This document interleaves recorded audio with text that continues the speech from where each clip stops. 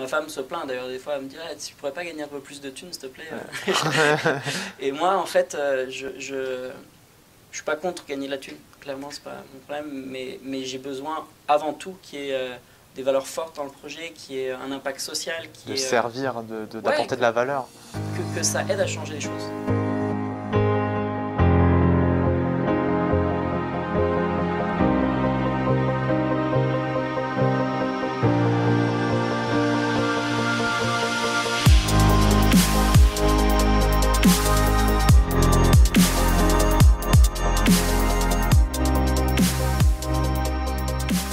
Bon, mais Nathanaël, pardon, merci beaucoup d'avoir accepté l'interview. Non, c'est un plaisir. Voilà, moi je voulais te rencontrer parce que tu as, un parcours entrepreneurial et en plus dans le social, donc je trouve ça génial. Juste pour commencer, si tu peux te présenter, nous dire qui tu es et tes kiffs dans la vie. Ah ouais. Alors moi donc je m'appelle Nathanaël, j'ai 34 ans, je suis papa de 2 enfants maintenant. Wow. Et donc je suis franco-brésilien à la base. Alors je le dis pas comme ça parce que, enfin, pour me la péter, parce que c'est cool d'être franco-brésilien, mais parce que c'est quand même quelque chose qui a vraiment influencé ma vie. Donc je suis né au Brésil d'un père français et d'une mère brésilienne. Et puis après avec ma famille on a voyagé un peu partout dans le monde. Et donc je suis arrivé à Montpellier à l'âge de 19 ans concrètement. Après avoir vécu au Mali, en Thaïlande, au Sri Lanka, dans pas mal de pays. Donc j'ai été un étranger pendant une grande partie de ma vie. Et donc forcément c'est une histoire un peu qui m'a influencé. Et je pense que c'est lié aussi à mes kiffs. C'est-à-dire que moi mon plus grand kiff c'est de voyager, c'est de rencontrer des gens du monde entier, d'apprendre de ce que chaque culture, chaque pays a apporté. Ok, génial. Et du coup pour ce qui est de l'entrepreneuriat, je me suis un peu renseigné voilà, sur ton parcours. Tu as commencé très tôt. À quel âge c'était et c'était quoi ce projet? En fait, j'ai commencé à faire de l'entrepreneuriat sans savoir que c'était de l'entrepreneuriat. Je pense que c'est souvent comme ça d'ailleurs. Ouais, j'ai une mère en fait qui était techniquement femme au foyer, mais qui arrêtait pas de monter les projets tout le temps, tout le temps, tout le temps. Elle montait les projets. Donc en fait, donc ma mère, elle a suivi mon père qui voyageait professionnellement. Et du coup, dans tous les pays où on allait, en fait, son métier, c'était d'être brésilienne. C'est-à-dire qu'elle organisait des événements culturels, artistiques liés au Brésil, à sa région natale. Elle a organisé le premier carnaval brésilien de Bangkok, en Thaïlande, par exemple, qui maintenant est un carnaval de rue. Là, c'est de l'entrepreneuriat. Et c'est l'entrepreneuriat, mais sauf que ça n'a jamais été présenté comme ça. Ouais. Elle ne le voyait pas comme ça. Et donc pour moi, je pense que c'est aussi lié à ma vision de l'entrepreneuriat, c'est quand tu fais l'entrepreneuriat sans vraiment t'en rendre compte. C'est-à-dire tu fais quelque chose que tu aimes, quelque chose qui te passionne, et du coup c'est logique en fait de le faire. Ouais. Tu le fais pas parce que tu veux monter ta boîte. Ouais. Et donc pour moi ça a vraiment influencé ma manière de monter ma boîte, je pense. Et donc oui, j'ai créé ma première association quand j'avais 14 ans. On a créé une école pour femmes enceintes et une école pour enfants et un espace pour les femmes enceintes dans une prison au Sri Lanka. En fait, wow. Les femmes qui étaient condamnées à la prison au Sri Lanka, qui avaient des enfants de moins de 6 ans, les emmenaient avec eux en prison. Okay. Et donc dans la plus grande prison pour femmes, il y avait 700 personnes à peu près, et il y avait une vingtaine d'enfants qui étaient vraiment dans des conditions vraiment catastrophiques. Et du coup, avec mon école, on a levé des fonds, on s'est mobilisé, on a créé à l'intérieur d'une prison une école et un espace pour les femmes. Et on allait 2 fois par semaine organiser des activités, on payait une prof pour aller donner des cours aux enfants toute la semaine. Et ça, c'est par ta levée de fonds que tu as réussi à faire ça? Ouais, c'était... alors, pas que moi, mais tous mes potes, ouais, on s'était mobilisés. On était accompagnés par des profs aussi, donc ça, c'était cool.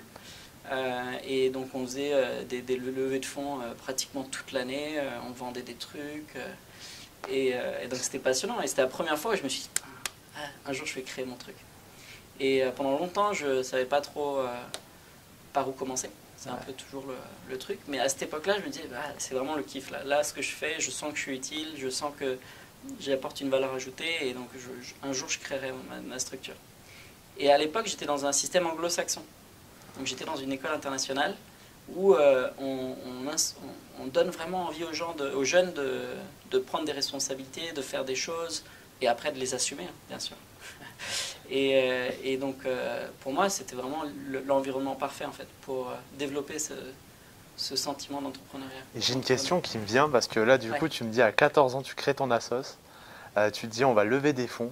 Comment tu t'y prends à 14 ans avec tes potes pour lever des fonds en fait? Bah, tu vends des crêpes, tu vends des trucs dans la cour de récré. On avait le soutien de l'école, du coup, donc c'était. Et voilà, on organisait des événements où les gens payaient, on organisait des trucs pour la Saint-Valentin. Tu sais, les gens achetaient des roses et des chocolats, et ils écrivaient un petit mot, et nous on les livrait aux personnes avec qui ils voulaient les offrir, et on gagnait de la thune comme ça. Ouais, et voilà, donc excellent. on faisait plein de mini-projets comme ça. Mais comme je te le dis, c'était vraiment un truc qui était influencé par l'école. L'école vraiment était dans cet esprit-là où c'est pas parce que tu es un jeune que tu peux pas te bouger le cul et faire des choses, tu vois. Et on nous... Ça a cassé les barrières directes en fait. Ouais, bah, je te donne un exemple. Tu vois, en France, quand tu es délégué de classe, ça sert à rien, on est d'accord. Tu vas une fois dans l'année au truc, tu t'ouvres pas ta gueule devant tout le truc, ou tu dis ouais, non, il est sympa lui quand même, soyez gentil. Tu essayes un peu de le défendre. Mais vraiment, ça sert à rien. Mais moi, en fait, j'étais vice-président des élèves de mon lycée, et il n'y avait pas une décision dans le lycée qui se prenait sans mon autorisation. Putain, on pouvait virer des profs. Ah ouais. On avait un budget, on avait un compte en banque à gérer, on avait des événements à organiser, on avait une campagne politique à mener au moment des élections. Et du coup, ben, ça t'apprend dès le plus jeune âge à te bouger. Il y a des assos étudiantes que des élèves eux-mêmes doivent gérer. Alors ils ont une supervision d'un prof, mais concrètement c'est nous qui font. Et ça, c'est un truc qui manque en France, je pense. Tu vois, on a des jeunes qui veulent se bouger, qui veulent faire des choses, mais on leur dit fais des études, et puis après tu verras.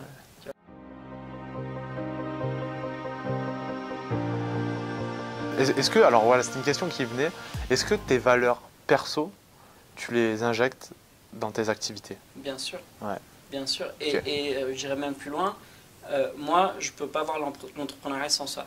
C'est-à-dire que ma femme se plaint d'ailleurs des fois, elle me dit tu pourrais pas gagner un peu plus de thunes s'il te plaît. Et moi, en fait, je suis pas contre gagner de la thune. Clairement, c'est pas mon problème. Mais j'ai besoin avant tout qu'il y ait des valeurs fortes dans le projet, qu'il y ait un impact social, de servir, d'apporter de la valeur. Que ça aide à changer les choses. Tu vois, je fais jamais un projet en me disant juste c'est moi, c'est bon, je vais être tranquille après. Tu vois, et j'ai toujours besoin que mes projets ils aient un impact durable. Et du coup, ben, je mets du temps à les développer, je mets du temps à convaincre les gens de cette valeur-là, parce que tu sais, les gens, ils ont souvent besoin de maintenant, résultat maintenant. Moi, je veux toujours un peu comme ça sur le long terme. Mais je pense que c'est l'entrepreneuriat qui te donne aussi cette vision-là. Tu sais que dans tout projet, ça prend du temps pour construire quelque chose de stable et de solide. Ouais. Je pense que c'est... Ouais, alors après, il y a différentes visions de l'entrepreneuriat, tu vois. Oui, c'est vrai aussi. Et j'avoue que j'ai un peu essayé de tout. C'est-à-dire que ma première asso que j'ai créée, j'ai mis 3 ans et demi avant de me rémunérer. Et du coup, j'en ai chié, hein, concrètement, on va pas dire. Enfin, ça a été vraiment difficile. Et du coup, la deuxième fois, quand j'ai essayé de créer une autre structure, j'ai essayé de la créer en mode start-up, en mode dans 1 an et demi, on lève 1,5 million d'euros, et puis après, voilà, je serais tranquille financièrement. Et en fait, c'était pas pour moi. Ouais.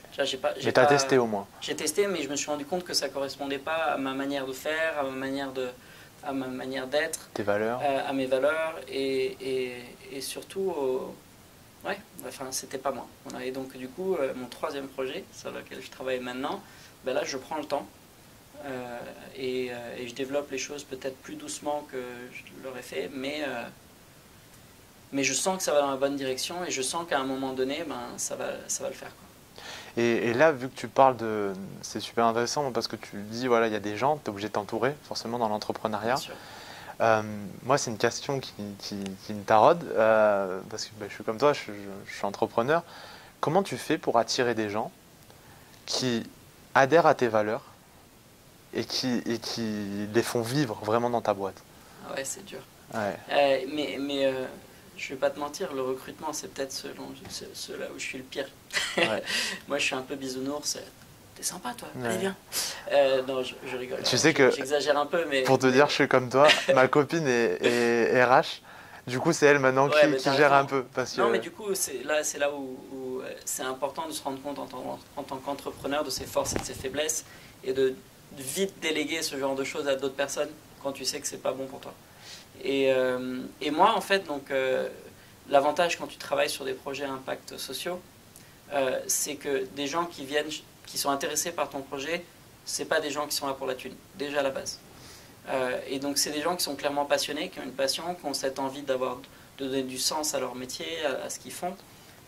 Et du coup, c'est un peu plus facile, entre guillemets, de recruter ce type de profil. Ok. Après, c'est nécessaire aussi parce que c'est dur. Tu vois, quand on est entrepreneur, c'est un ascenseur émotionnel toutes les semaines, quoi. Toutes les semaines, t'es là, ouais, trop bien, on a levé, machin, oh merde, on a perdu tel mec. Ou j'ai une merde là, j'ai une merde là, ouais. Tout le temps. Et donc, si t'es pas passionné, tu tiens pas, en fait. Tu tiens pas le temps qu'il faut pour mener à bout ton projet. Ouais. Et dès que c'est un peu dur, tu lâches. Ouais. Et quand tu travailles sur de l'humain, quand tu travailles sur des projets impact social comme ça, en fait, la raison pour laquelle tu fais ton projet, elle est toujours là, visible devant tes yeux. Ouais. Et donc, c'est pas quelque chose que tu perds. Et donc, les gens, ils sont motivés aussi parce qu'ils ont un résultat très concret, très immédiat de leur travail. Action, de leur travail. Ouais. Et des fois, quand tu es dans une boîte, on va dire plutôt conventionnelle, ça t'arrive de perdre vue. Le sens, en fait. Ouais, tu perds la notion de ce pourquoi tu fais ton métier. Ouais. Tu vois, et je trouve, moi, que de travailler avec l'humain, travailler avec des personnes pour qui tu réponds clairement à un besoin, c'est la meilleure manière de rester focus et puis c'est un besoin qui est un vrai besoin tel qu'on pourrait vraiment le définir, quoi. C'est pas des besoins superficiels en plus là. Ouais, c'est ça. Parce que tu vois, si on parle entrepreneuriat, marketing, voilà, des fois, clairement, tu te mets à répondre à des besoins qui sont superficiels, alors que là, comme tu dis, tu réponds à des besoins humains qui sont profonds, qui sont forts, quoi. Ouais, qui vont déterminer une vie, des fois. Ouais. Et du coup, ça te force à avoir de l'humilité, ça te force à avoir de l'empathie. De l'empathie. Enfin, il y a tout un tas de compétences que tu dois avoir dans ce type de projet qui sont cruciales, quoi. Et j'ai beaucoup aimé ce que tu as dit sur les difficultés, le fait que tu arrêtes beaucoup plus vite si ça ne te passionne pas. C'est marrant parce que j'ai écrit cette semaine un livre blanc là-dessus où je disais « Créez-vous des difficultés sur mesure ». Et presque, en fait, l'idée, c'est que quand tu as un projet qui t'inspire vraiment, les difficultés qui arrivent, bon, c'est des difficultés, mais en soi, c'est toi qui te les crées et elles répondent derrière à une aspiration forte. Ouais. Donc, du coup, c'est beaucoup plus facile d'y aller et de les surmonter. Ouais, c'est ça. Et encore une fois, parce que tu as quelque chose de très concret qui te force à aller les surmonter. Les résoudre, ouais. Tu vois, c'est-à-dire que c'est pas que pour toi en plus. C'est pas que pour toi. Ouais, c'est ça. Tu as une responsabilité envers la société, tu as une responsabilité envers les personnes que tu rencontres au jour le jour. Et alors après, c'est un peu à double, tu vois, faut savoir tranchant. Peut-être se protéger un peu ouais, dans ce sens-là. C'est ça, c'est parce qu'après, il peut y avoir ça peut être un moteur incroyable pour ton projet, mais ça peut être aussi, à un moment donné, un truc qui t'inhibe.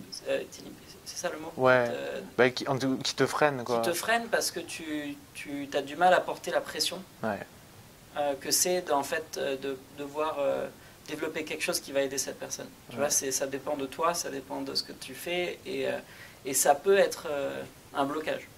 Moi, je sais que... Tu t'y prends comment, justement? J'apprends encore, hein, je t'avoue. C'est un truc qui est...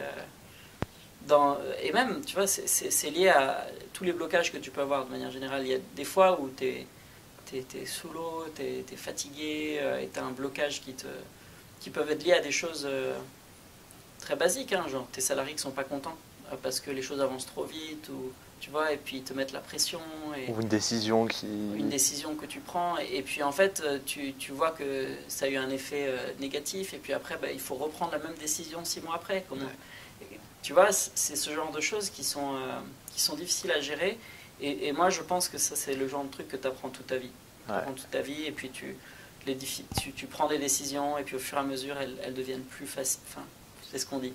Je sais pas si elles deviennent plus faciles. Après, c'est vrai que... Mais tu t'habitues à les prendre. Ouais, tu t'habitues. On dit toujours que la deuxième fois, elle est plus facile que la première, la troisième... Après, c'est sûr, ça dépend aussi de la décision. Ouais, voilà, c'est ça. Difficile. Ouais, quel impact va avoir ma décision?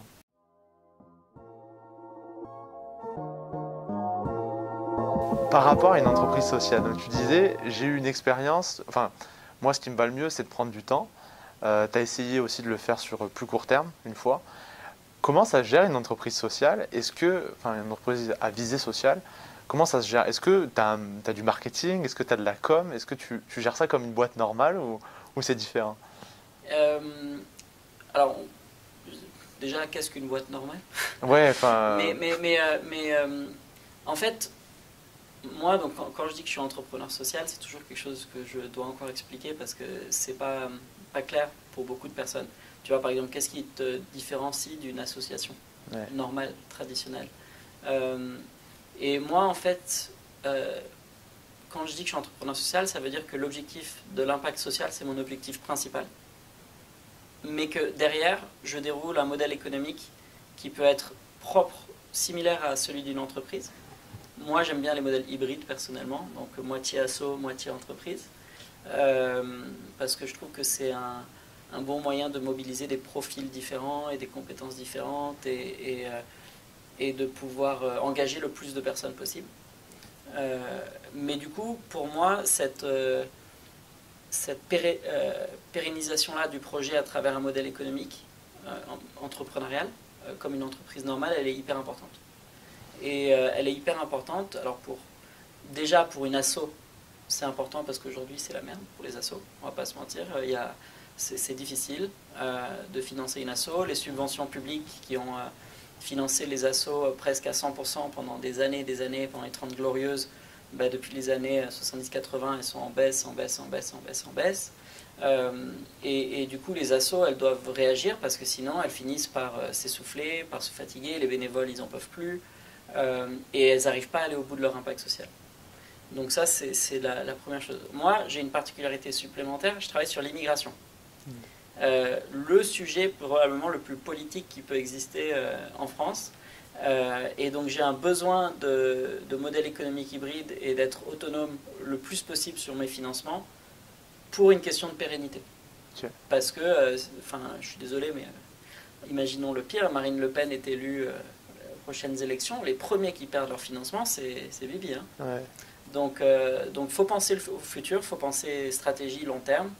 Et donc nous, on a fait ce choix-là dès le début de penser ça, de voir comment on pouvait justement valoriser les compétences, les savoir-faire, les talents des personnes étrangères avec qui on travaillait. Après, je dirais peut-être ce que je fais. Parce que là, oui, mais bien sûr, on va en parler, bien sûr. Avec qui on travaille sur l'intégration, pour justement nous aider à développer un modèle économique qui en plus nous permet de les insérer. Donc ça, c'est vraiment... du coup, même si on développe un modèle business, on est quand même dans la prolongation de notre modèle économique. Okay. De notre impact social, pardon. Ouais. C'est-à-dire qui est plus associatif, du coup. Non, là, c'est des entreprises qui vont insérer des personnes étrangères et qui vont vendre des services basés sur les compétences, les savoir-faire, les talents de ces personnes étrangères. Donc c'est important, du coup, pour toi, pour ton activité, de garder, par rapport, pour revenir à la question de base, de garder vraiment un modèle économique qui se rapproche quand même d'une entreprise pour pouvoir avoir cette pérennité et ce développement en fait à plus long terme, quoi. Bien sûr. Et puis d'être autonome sur tes stratégies. C'est-à-dire que, alors ça c'est quelque chose que j'ai appris à la dure dans mon premier projet, mais quand tu es une asso et que tu dépends de financement de fondations, de financement public, mais en fait c'est pas ta stratégie. C'est comment est-ce que tu vas essayer de placer ta stratégie dans une stratégie qui est celle du gouvernement, qui est celle des fondations, et du coup tu finis toujours par pas faire ce que tu veux. Pas vraiment faire ce que tu veux, et par ne pas développer d'innovation, parce que ces structures-là, elles n'aiment pas développer de l'innovation. Tu vois, elles aiment bien financer un truc qui est sûr, où il n'y a pas de, qu'on connaît, risque. Tu vois. Et donc du coup, le modèle économique aussi, l'objectif, c'est de dire, nous, on a notre propre thune, et si on a besoin d'emprunter de l'argent pour développer un nouveau projet innovant, on peut le faire, parce que du coup, on a ce modèle économique qui nous permet d'emprunter, qui nous permet d'aller voir des banques, etc.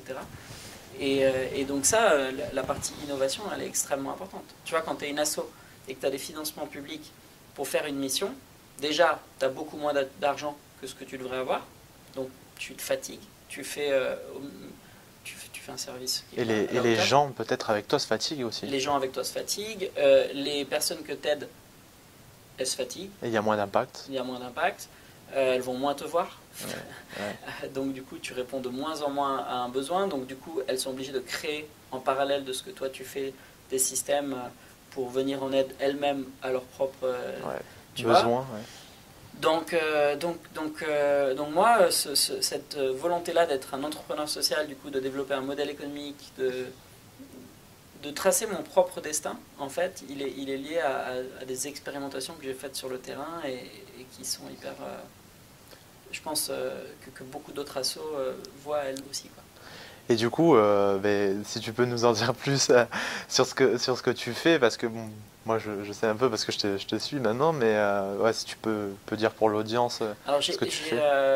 moi en fait j'ai un peu mon background professionnel parce que c'est important. Donc j'ai fait des études en relations internationales et après mes études en relations internationales, j'ai travaillé au Maroc pendant 1 an et demi en tant qu'assistant juridique aux réfugiés. Donc j'ai donné des conseils à des personnes réfugiées qui étaient dans une situation difficile. Et en fait, ça a été hyper riche comme structure, comme expérience parce que ça m'a permis de me rendre compte des besoins concrets que ces personnes-là avaient dans leur vie de tous les jours et des difficultés qu'elles éprouvaient à s'intégrer sur le long terme.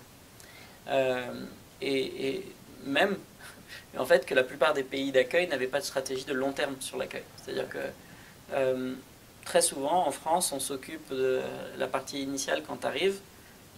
On t'aide à pas trop mourir de faim, on t'aide à trouver un petit boulot et on t'aide à trouver un petit logement et puis après tu te démerdes. Et c'est ça qu'on appelle l'intégration. Et donc moi je me suis rendu compte qu'en fait l'intégration c'était beaucoup plus que ça. C'était des rencontres, c'était apprendre la culture, savoir ce que c'est la galette des rois, des choses basiques de la vie en fait, mais qui ne rentrent pas forcément dans l'équation. Des stratégies de l'État. Mais pourtant qui te font créer un vrai lien social derrière. Et qui créent un sentiment d'appartenance. Tu vois, qui crée cette sensation qu'en fait je suis dans un pays que j'aime. Tu vois. Et en France, on estime que c'est aux étrangers de faire tout le travail et de se débrouiller en éduquant leurs enfants, en faisant tout, mais de faire quand même un effort, quoi. Et en fait, l'intégration, je me suis rendu compte que c'est quelque chose qui va dans les deux sens. C'est-à-dire que bien sûr, l'étranger doit faire un effort d'adaptation, de compréhension, d'apprentissage de la langue, mais tu as l'État français qui doit aussi faire un effort de compréhension des problématiques personnelles de chaque personne. Il n'y a pas un immigrant, chaque personne a un profil différent, un background différent, un vécu différent, et une culture différente, bien sûr. Et toi, du coup, tu t'y prends comment Alors moi, du coup, c'est ça que j'ai fait. Donc, j'ai créé une première on a envie de savoir maintenant. J'ai créé une première structure qui s'appelle Singa, qui est aujourd'hui dans plus de 11 pays à travers le monde, et qui travaille justement sur un public de migrants assez spécifique, qui sont les personnes réfugiées, donc les personnes qui ont fui leur pays pour échapper à des persécutions. Donc c'est un public assez spécifique, c'est des personnes qui ont un statut, du coup spécifique également, un statut juridique, qui est le statut de réfugié, et qui leur donne un titre de séjour de 10 ans en France, avec lequel elles ont le droit de travailler. Elles ont pratiquement les mêmes droits que les Français, sauf le droit de vote. Voilà. Et donc moi, mon travail, ça a été pendant les 9 premières années du coup, de ma carrière professionnelle, ça a été de mettre en relation ces personnes réfugiées-là avec la société d'accueil pour qu'elles puissent aller au bout de leur projet. Donc du coup, on a mis en place une nouvelle méthodologie d'accompagnement qui n'était pas basée sur un statut, donc les réfugiés ont droit à ça, mais qui était basée sur chaque personne. Donc une personne qui était docteur, par exemple, qui venait d'Irak, qui était médecin, on avait un système d'hébergement qui l'a matché. On avait un algorithme qu'on a mis en place et on l'a matché avec une famille qui travaillait dans le milieu médical. On la mettait en relation avec des médecins qui pouvaient leur parler de son travail. Pour favoriser toujours pareil cette intégration plus forte en fait. Oui, plus forte et vraiment spécifique à chaque personne. Et donc on a mobilisé plus de 25 000 personnes en France pour mettre en relation plus de 5 000 personnes réfugiées comme ça. Voilà. Et en fait, on a eu des résultats assez fous. Les personnes réfugiées qui passaient par chez nous s'intégraient au bout de 3 ans, contrairement à 7 ans et demi pour les autres. Bon. Et là, tu mesures l'impact social. Ouais, parce que du coup, c'est 4 ans et demi, 4 ans pendant lesquels les personnes elles ont une vraie vie. Et en fait, pendant très longtemps, on avait des générations de réfugiés qui renonçaient à leur vie pour leurs enfants. Et donc... nous, notre objectif, c'était de montrer à l'État en fait que Là, les petites mesurettes que vous mettez en place pour que les gens ne meurent pas quand ils arrivent, mais qui, voilà, ben, en fait, ça coûte de l'argent à l'État sur le long terme. Parce que des personnes qui ne sont pas intégrées, c'est des personnes qui vont plus être au chômage, qui vont avoir plus besoin d'aide sociale, qui vont avoir des problématiques de sentiment d'appartenance. Enfin, ça coûte de l'argent à l'État en fait de ne pas faire ce travail-là. Et nous, notre mission, c'était de dire voilà, l'argent qu'on peut faire économiser à l'État si on fait bien les choses. Okay. Et donc ce projet-là, c'était un projet qui était vraiment... Enfin, moi, j'ai tout appris sur le tas. Enfin, je savais rien du tout au modèle économique hybride, je savais rien du tout à tout ça, et j'ai appris sur le tas, et ça a été une très belle expérience. Et cette boîte, tu l'as toujours du coup? Alors non, je suis sorti de cette boîte en 2018. Ah d'accord, donc tu as revendu en fait Alors c'est une asso. Ouais, c'est une asso, ouais. Qui avait d'autres entreprises, etc. Okay. Et donc, non, donc tout est resté lié à l'association. D'accord, ok. Voilà, donc différence d'une autre boîte, quand tu pars, t'as que dalle. Ah, et ça a été un... Enfin, ça a été ce dont on parlait tout à l'heure, le truc difficile, où on a mis 3 ans et demi à convaincre tout le monde en fait de l'intérêt de ce qu'on faisait. Les gens ils voyaient pas trop d'intérêt à financer les mises en relation. Tu vois, enfin, le matching, bon, c'est pas important, tu vois. Nous, l'important c'est de trouver un logement. Et le fait que enfin, tu vois, par exemple sur notre programme de logement, on avait 61% des personnes qui sortaient de ce programme avec un logement pérenne. Ce qui est dingue. Enfin, les travailleurs sociaux, ils rêveraient d'arriver à ce type de choses. On avait plus de 43% qui sortaient avec un emploi pérenne. On avait plus de 20% qui reprenaient des études parce qu'ils avaient la confiance en eux pour le faire. Et on avait plus de 6% qui créaient des boîtes avec les gens avec qui on matchait. Ah ouais, carrément. Et du coup, on avait des résultats de fou. C'était des résultats qui sont... Enfin, Pôle emploi, sur le même public, ils sont à 20%. Et quand tu lâches cette boîte, du coup, comment tu le vis intérieurement? Parce que du coup, tu as remonté un projet derrière. Ouais. Mais comment ça se passe, la transition? C'est dur. Tu as le sentiment d'abandonner Ouais, en fait, c'est dur parce que du coup, tu as mis tellement d'énergie, de passion dans le projet. C'est dur. Après, moi et mon cofondateur, on s'est tous les deux donné 10 ans. C'est-à-dire qu'on avait promis qu'on ne resterait pas plus de 10 ans dans la structure. D'accord. Parce qu'on avait vu beaucoup trop d'autres associations, beaucoup trop d'autres boîtes, de manière générale, où les fondateurs s'accrochent à leur coquillage, à leur pierre, et où au bout d'un moment, la boîte, elle évolue plus, et elle innove plus, et elle fait les choses de la même manière. Tu as moins d'énergie, en fait. Tu as moins d'énergie, et puis tu t'es habitué à faire les choses d'une manière, tu as plus de mal à prendre du recul, à imaginer les choses différemment. Donc déjà, à la base, lui et moi, on s'était dit pas plus de 10 ans. Ouais. Et moi, en fait, pendant ces 9 années, je me suis surtout rendu compte d'une chose, en fait. C'est parce que tu te découvres à travers l'entrepreneuriat. C'est que moi, en fait, je me suis rendu compte que j'adorais créer des boîtes, mais j'aimais pas les gérer. Okay. T'aimes lancer le truc, avoir l'idée, mettre sur les rails. Ouais. J'aime pas forcément m'occuper de toute la partie management sur le long terme. J'aime bien créer, j'aime bien innover, j'aime bien développer de nouvelles choses, mais voilà, gérer les RTT des gens, les trucs, mais c'est pas moi. Toi, ce qui te botte, c'est vraiment d'avoir cette idée de je crée de la valeur, j'apporte de la valeur, je trouve des idées, et puis derrière, je mets des gens dans le même bateau et on y va, quoi. C'est ça. C'est vraiment ce que moi voilà, à travers l'entrepreneuriat, on se découvre aussi, tu vois, et puis on se découvre ce qu'on aime faire, ce qu'on n'aime pas faire, ce à quoi on est bon, ce à quoi on n'est pas bon. Et moi, je me suis rendu compte que j'étais très bon justement à donner cette impulsion initiale, à inspirer les gens, à convaincre les gens. Je peux te vendre pas mal de trucs. Enfin, si je suis passionné par quelque chose, je peux te le vendre. Même là, tu nous le vends bien. Et donc, je suis bon dans cette phase-là. Mais par contre, dans une phase un peu plus train-train, entre guillemets, où tu dois renforcer ce qui a déjà été créé, c'est moins mon kiff. Voilà. Et donc du coup, je dois trouver des gens qui sont capables de prendre cette relève-là et de pouvoir lancer. Donc c'était la découverte que j'ai faite sur moi-même avec ce premier projet Et ça t'a permis du coup d'embrayer sur sur mes autres projets. Et là, du coup, c'est plus à viser. Du coup, là, t'es passé sur un autre modèle économique à ce moment-là. Alors je vois toujours les choses en grand, hein, donc Mais et j'apprends toujours mes erreurs. Donc le nouveau projet que j'ai créé aujourd'hui, qui s'appelle Yeobi, Ouais. alors c'est l'objectif à terme, c'est de créer un grand groupe, un grand groupement de structures associatives, entrepreneuriales, qui soit entièrement dédié à l'immigration. C'est-à-dire d'avoir des structures économiques, des structures associatives qui travaillent ensemble autour d'un même objectif commun d'impact social. Et la première étape donc, de ce gros projet, c'est une fédération d'associations d'étrangers. Donc je suis en train de réunir des assos d'étrangers qui font un travail de dingue sur le terrain.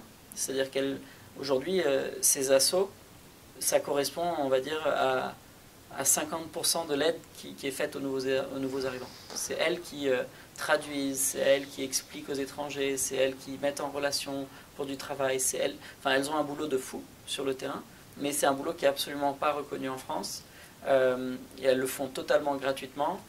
Et du coup, moi, je réunis toutes ces assos-là pour les faire monter en compétences, pour qu'elles deviennent plus professionnelles et pour qu'elles puissent du coup devenir de vrais acteurs à part entière de l'accueil des étrangers, être éligibles à des subventions, participer aux mises en place de nouvelles politiques publiques. Et en fait, cette première brique-là du projet de groupe, elle est hyper importante parce que c'est ce qui me permet, de rentrer dans les différentes communautés d'étrangers à travers des personnes qui sont très influentes et connectées, qui connaissent tout le monde, et qui ensuite vont pouvoir recommander tout ce qui est services et produits qu'on développe par la suite. Avoir un vrai impact en fait. Ouais. Et même pour le modèle économique. Ouais. Donc là, par exemple, le premier projet qu'on va développer de modèle économique lié à cette fédération, c'est un centre de formation linguistique, donc avec des cours de français pour les étrangers, mais aussi des cours de toutes les langues possibles et imaginables de tous les membres de notre communauté, à des Français, à des locaux. Tu vois. Excellent. Et donc ça, c'est de l'insertion, parce que du coup, c'est des étrangers qui vont donner les cours, tant des cours de français d'ailleurs que les cours de... et ça apporte quelque chose à la société, parce que du coup, on va avoir des Français qui parleront plus de langues, qui seront plus ouverts sur le monde. Donc du coup, là, actuellement, tu as Yeobi. Ouais. T'as d'autres... En fait, donc Yeobi, c'est la fédération. Ouais. Et donc aujourd'hui, on a commencé avec trois associations membres. Ouais, donc du coup, en fait, tu imbriques le reste et on autour de ça. Plein d'assos. D'accord. Voilà. Et en fait, autour, donc il va y avoir des entreprises satellites et des assos satellites autour de Yeobi. Donc c'est là que l'apprentissage s'est fait par rapport à ton premier projet en fait. Ouais. C'est là que quand tu parlais au début de changement de modèle économique, c'est là que tu le... Tu vois, sur mon premier projet, je me suis fait avoir. Ouais. C'est-à-dire que dans mon premier projet, en 2015, on a eu un pic de visibilité incroyable. On avait 200 000 personnes sur notre site par jour. Enfin, ça a été un truc qui n'a pas été facile à vivre d'ailleurs. Ça a pas été... Des fois, on est super content quand on est visible. Mais moi, on a été attaqué par l'extrême droite à cette époque-là. Moi, j'avais des gens qui appelaient chez moi pour dire à ma femme qu'ils allaient la tuer, la violer. Ah ouais. Enfin, ça a été... En fait, c'était vraiment un sentiment partagé. On était hyper contents d'être visible. De l'impact et de ce que tu as apporté. De l'impact de ce qu'on a apporté. Et en même temps, moi, j'avais des gens qui m'appelaient 30 fois par jour pour m'insulter, pour me dire qu'ils allaient me tuer, qu'ils savaient où j'habitais. J'ai dû changer de numéro de téléphone. Et à ce moment-là, comment tu sors de cette passe, justement? Qu'est-ce qui fait que, justement... Le temps. J'ai mis 1 mois à retourner sur les réseaux sociaux à l'époque. J'étais vraiment traumatisé. Et c'était vraiment un sentiment... Mais du coup... Mais qu'est-ce qui fait que tu lâches pas, en fait, le morceau? Le sentiment que, du coup, si eux, ils sont vénères, c'est que tu es dans le bon sens. Ouais. Ouais. Si eux ils sont vénères, c'est que tu as quelque chose de bien là. Ouais. Ça veut dire que tu es en train de leur faire peur. Là où ils... Tu es en train de leur faire peur et du coup tu es sur le bon chemin. Et puis surtout qu'ils étaient débiles parce que franchement, il y en a un, il s'appelait Clément et il me harcelait donc 30 fois par jour au téléphone. Et au bout d'un moment, j'ai arrêté de raccrocher et j'ai commencé à discuter avec lui. Au bout d'1 semaine et demie, le mec était prêt à accueillir des réfugiés chez lui, quoi.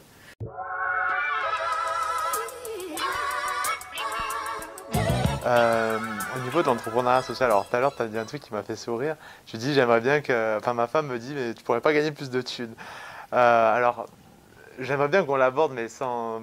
Si c'est pas tabou pour toi, mais de dire que. Alors, je sais pas si c'est une idée reçue, mais peut-être changer le truc de dire que c'est pas parce que tu fais de l'entrepreneuriat social que tu peux pas gagner ta vie, quoi. Non, non, non. Et moi, alors, c'est un truc qui n'est pas consensuel en France.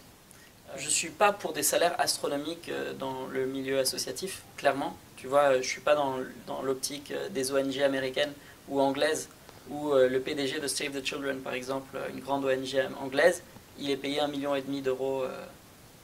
Ouais. Tu vois ça, Ouais, parce que tu te dis à ce niveau-là, tu pourrais le réinjecter, là, quoi. là, pour moi, c'est abusé, clairement. Tu vois.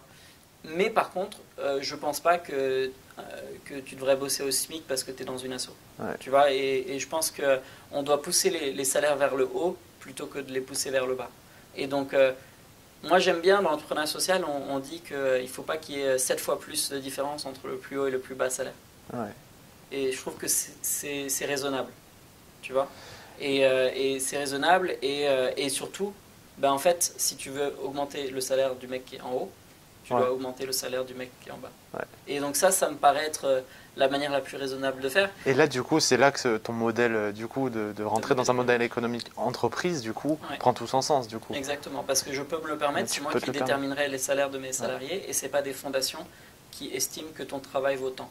Mais c'est génial ce que tu dis parce que, tu vois, je pense qu'il y a plein de jeunes qui ont envie de se lancer là-dedans, mais qui ont tu sais, cette fausse croyance que parce que tu fais de l'entreprise, enfin, c'est juste de l'associatif, mais que tu peux pas faire en fait une entreprise et gagner ta vie en faisant presque un modèle associatif, mais en mode entreprise, quoi. En fait, moi je retournerai la situation. C'est-à-dire que c'est pas tellement genre quel salaire est important pour Nathanaël.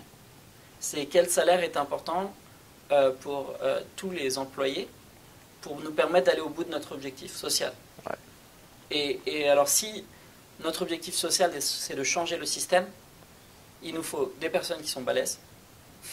Ouais, comme dans une entreprise, quoi. Il nous faut des personnes qui sont balèzes, il nous faut des personnes qui sont passionnées, il nous faut des personnes pour qui financièrement ben, elles vont pas avoir de problème, tu vois. Ouais. Et il faut être dans cet état d'esprit-là. Et il faut moi j'ai galéré, enfin je vais pas rentrer dans ce type de détails, mais j'ai la première année de mon asso, j'ai vécu avec 800 euros par mois à Paris, alors que j'avais 600 euros de loyer pendant un an. Tu vois, je l'ai fait ça, et j'ai mis 3 ans et demi à me rémunérer. J'ai touché mon premier salaire le mois où un truc con que j'ai fait, aller se retourner. Enfin, en fait, pour tenir, donc j'avais réussi à tenir financièrement pendant 2 ans avec mes propres moyens. Et pour tenir la 3e année, j'ai pris un. Ne faites jamais ça. Ne faites jamais ça. J'ai pris un prêt Sofinco de 8 000 euros. Et tu t'es fait démonter par les intérêts Ah, bah, bien sûr, tu t'es fait démonter par les. Peut-être que vous pourrez enlever Sofinco de la vidéo. Mais un truc qui est tueur, tu vois, le truc qui endette des gens à vie. Et j'ai touché mon premier salaire le mois où mon dernier euro de Sofinco est parti. Ouais. Si j'avais touché mon salaire un mois après, j'aurais dû arrêter, quoi. Putain. Parce que j'aurais été obligé de travailler pour pouvoir repayer la dette et tout ça, et j'aurais pas pu continuer sur mon projet. Et là, tu as intérêt d'être vraiment passionné par ce que tu fais. Mais ouais. Mais tout ça pour dire que je sais ce que c'est d'être dans la merde financièrement et de ne pas pouvoir penser à autre chose. Et puis ça empire quand tu as une famille. Et donc du coup, c'est ça qui a été moteur pour toi de créer une entreprise, quoi, en fait. Pour que les gens qui bossent avec toi n'aient pas ce souci-là, quoi. Ouais, en fait, il faut qu'on arrive à ce que les gens soient entièrement focalisés sur leur travail d'impact social, tu vois. Ouais. Et je sais que, voilà, en plus, quand tu as une famille, quand tu as des enfants, c'est pas la même chose. Ouais. Donc, c'est toujours... moi, pareil, quand on parlait d'apprendre toute sa vie, trouver l'équilibre dans une entreprise, c'est quelque chose que que tu mets toute une vie Ouais. Et, Je le et- vis à et les mort. entreprises, alors pour les gens qui nous écoutent, souvent de l'extérieur, elles ont l'air incroyables. Ouais. C'est tout beau, les locaux sont incroyables. Et puis à l'intérieur, quand tu poses le nez dans ce qui se passe, c'est toujours galère. Et Ça, c'est un truc que moi j'ai appris. Franchement, à chaque fois, tu regardes des structures, tu te dis, ah putain, c'est fou, c'est incroyable. Et puis dès que tu rentres dedans, tu te rends compte du bordel que c'est. Ouais. Et en fait, c'est toutes les entreprises qui sont comme ça. Toutes. Il n'y en a pas une qui échappe à ça, je pense. Et si tu vas même plus loin que ça, tu peux dire même que le gars qui est en train de gérer l'entreprise, il est génial, mais qu'intérieurement, parfois, c'est le chaos Ah complet. bah Quoi. bien sûr. Tu vois, comme tu le dis dans l'entreprise, putain, il y a des jours, mais... Enfin, moi, je le vis en tant qu'entrepreneur, il y a des jours, mais tu rentres chez toi, tu te dis, mais... Enfin, t'as cette microseconde, tu te dis, ah, c'est bon, j'arrête tout, Ouais. ça me fait chier. Bien sûr. Mais bon, après, c'est là que c'est intéressant d'avoir donné vraiment beaucoup de sens au départ, parce que c'est là que ça te pousse à...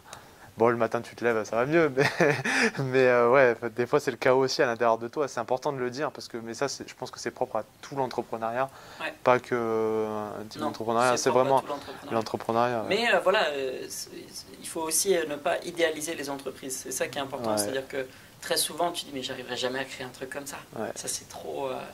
Et en fait, ils sont tout aussi mal organisés. Ouais, bien Il sûr. y a tout autant de conflits que vous chez vous. Et puis Donc, là, c'est- aujourd'hui, avec la com, ça n'a jamais été aussi facile que d'embellir certaines de choses. montrer une image de toi qui n'est pas arrêtée. Mais après, voilà, une entreprise, c'est un perfectionnement constant. Ouais. C'est comment est-ce que d'année en année, on s'améliore, comment Comme d'année je en suis année, meilleur que la veille. on va, voilà, comment est-ce qu'on on résout des conflits, comment... et c'est quelque chose que j'ai appris avec mes boîtes au fur et à mesure. Et j'ai eu dans ma première boîte des moments où je fuyais après les conflits. Je voulais plus de conflits. Ouais. Et du coup, tu vas dans l'autre sens et puis tu te rends compte que, ben, en fait, c'est pas perso. Très souvent, tu le prends perso. Ouais. Donc, Tu t'assimiles à ton entreprise. bref, t'apprends quoi. ouais. Et je pense que si il fallait conclure, parce que je pense que ça fait plus de 30 minutes. Non, qu'on mais est- t'inquiète. S'il fallait conclure avec quelque chose, moi, c'est ce que j'aime le plus dans l'entrepreneuriat, et c'est aussi pour ça que j'aime bien créer des entreprises et des projets, c'est d'être toujours en train d'apprendre. Ouais. Toujours, Ah, ouais. toujours. Toujours se remettre en question. T'apprends toujours. Et il faut être et humble. se remettre en question. Ouais. Et pour moi, c'est la compétence primordiale d'un entrepreneur. Parce que les mecs qui sont persuadés de ce qu'il faut faire et qui n'évoluent jamais, ne pivotent jamais, vont droit dans le mur. Quoi. Bah, tu vois, c'est marrant, derrière toi, tu le vois pas, mais je te montrerai tout à l'heure. On a un cadre avec des valeurs de l'entreprise, c'est l'humilité, parce que je trouve que ça pousse, comme tu dis, à te remettre en question et à s'ouvrir à autre chose. J'ai une dernière question. Vas-y. Je pense qu'elle va bien t'aller à toi. C'est la dernière question que je voulais te poser, c'est si tu devais laisser un message sur Terre, qu'est-ce que t'aimerais laisser comme message? Ah là là. Il y en a peut-être plusieurs, mais... Non, mais en fait, c'est drôle parce que ça va aller sur LinkedIn, ça. Non, ça va aller sur YouTube. Enfin, Non, parce que, en fait, quand tu m'as dit ça, il y a une phrase qui m'est revenue dans l'esprit, qui est une phrase des Inconnus. Vous vous rappelez Jésus 2, le retour? Vous allez apprendre à vous aimer les uns les autres, bordel de merde. ouais.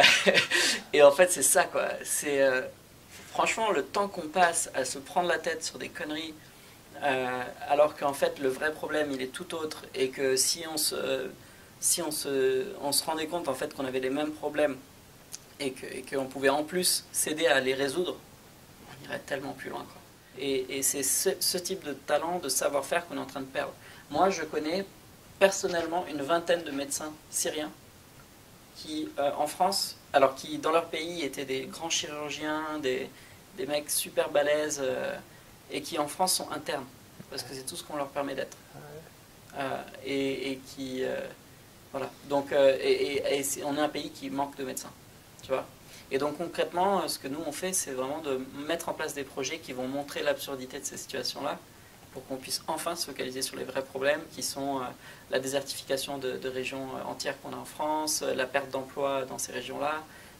Et ça, c'est des problèmes qui sont des problèmes que tous les Français ont. Et en fait, si on se met à travailler ensemble dessus, on pourra trouver des solutions, quoi. Et donc ton message, c'est aimez-vous les uns les autres. Bordel de merde. Yes, j'aime bien le bordel de merde. Nathanaël, où est-ce qu'on peut te retrouver du coup si les gens... Là, vous pouvez me retrouver sur plus ou moins tous les réseaux sociaux. Ouais. Je suis revenu. Ok. Et donc n'hésitez pas à me rajouter. Et puis voilà, le nouveau projet sur lequel on travaille s'appelle Yeobi. Ouais. Y-E-O-B-I. On vient d'ailleurs tout juste de créer un espace, pour accueillir notre fédération à Figrol, à Montpellier, Ouais, j'ai de vu ça, 170 mètres carrés. Donc on est en train de créer un incubateur d'associations internationales. Excellent. Et donc d'ailleurs, vous pouvez, si vous voulez nous soutenir dans ce projet, on est en train de faire un petit crowdfunding, donc n'hésitez pas. Merci. C'est Yeobi, donc yeobi.eu. Merci beaucoup, franchement c'était Merci super beaucoup pour inspirant et c'est vraiment kiffant de partager avec des gens qui Avec sont plaisir. aussi passionnés. Merci beaucoup. Merci beaucoup. Salut à toi, j'espère que cette vidéo t'aura plu. Si c'est le cas, tu peux continuer à me suivre en t'abonnant à ma chaîne YouTube et en cliquant sur le petit bouton en bas à droite de la vidéo s'abonner. Je te partagerai régulièrement du contenu de ce genre avec des interviews de sportifs de haut niveau, de gens spécialisés dans le développement personnel mais aussi des entrepreneurs à succès. Autrement, je t'ai aussi mis dans la description de la vidéo juste en dessous 2 liens de téléchargement complètement gratuits de mes livres blancs. Le premier s'appelle les 12 choses à mettre en place pour sortir d'une difficulté et le deuxième c'est les 15 clés à mettre en place pour atteindre n'importe quel objectif. Ces livres blancs, je les ai écrits avec mon expérience d'intervieweur mais aussi sur mes formations métiers. J'espère que ça te plaira et j'espère te retrouver très prochainement. Bye bye.